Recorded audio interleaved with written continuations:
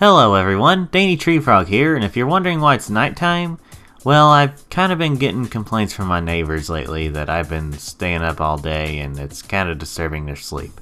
It's a red-eyed tree frog thing, so, you know. Hey, shut up out there.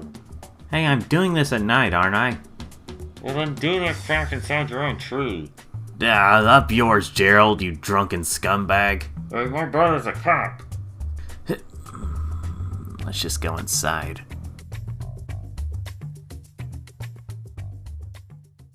Well, that was kind of weird. Anyway, sorry about the battle with the neighbor and stuff, but speaking of battles, today we're going to be taking a look at Sonic Battle.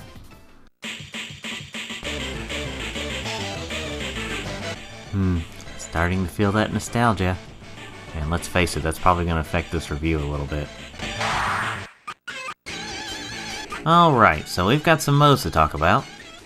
We have Story Mode, Battle Mode, Challenge Mode, and Training.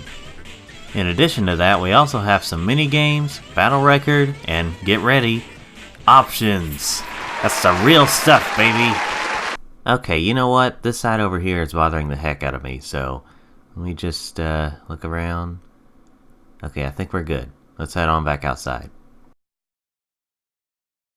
A lot of weird stuff going on today. Well, anyway, let's head back to the game. First, let's check out Battle Mode to give you the basics of what the game is like.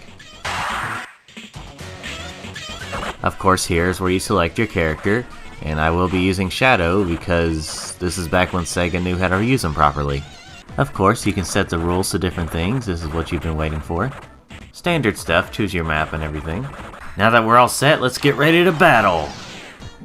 Now, some people try to say this is like Smash Bros. The only way this is like Smash Bros. Is the fact that it's a 4-player fighting game. Yeah, I don't remember Smash Bros. Being like this. So the basics of the game is beat the living piss out of everyone until you win, like most fighting games. Despite being very limited in the button area, there are still a few combos you can pull off. And don't worry, if you feel like you're a bit low on health, you can heal yourself. Whoa! And in case you're wondering what happens whenever you try to fight yourself, well, this happens. I don't entirely know what you were expecting, but this is what happens, these little robot things, and those will be significant later on. But first, you might have noticed something. That's right, there's voice acting in this game. That sounds incredibly bit-crushed, but still.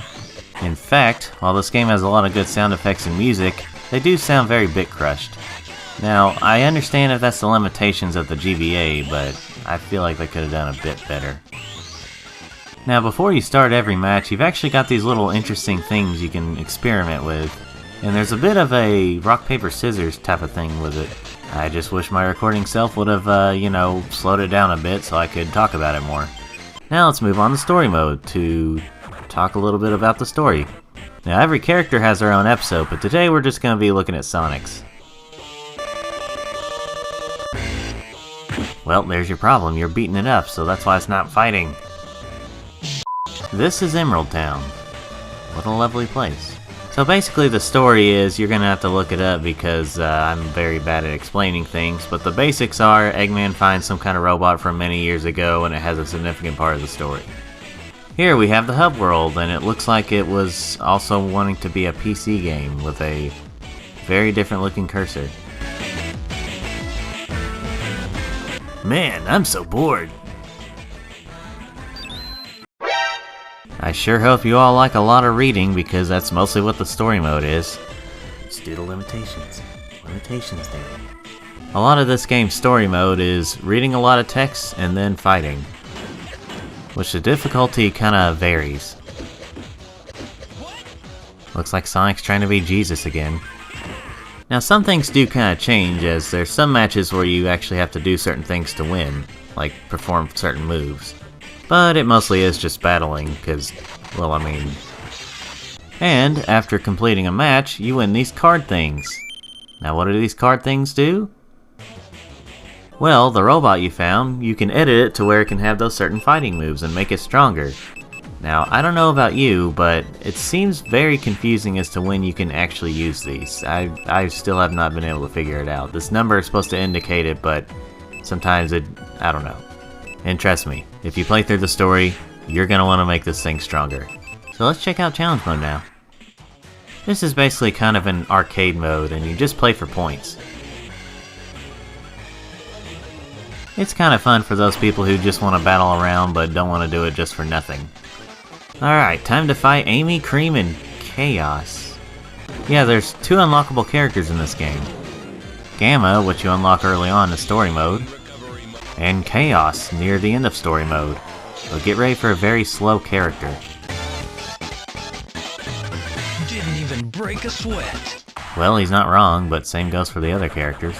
And by the end of it, you see your score, and that's about it, and it says congratulations. There's not really much to say about training mode, as you just kinda choose your character and practice with it.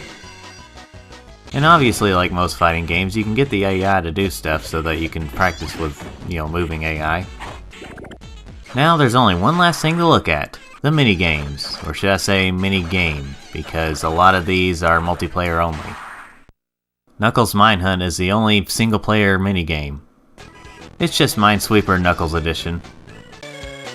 Just gives you a nice little break from the main game. Alright, now that I'm done with that, I'll head back to the menu.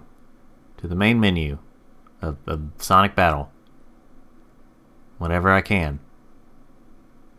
Yeah, there's a fatal flaw here. You have to actually reset the entire system to go back to the main menu, which is kinda dumb, but I guess this is Game Boy Advance, it's not really all that big of a deal.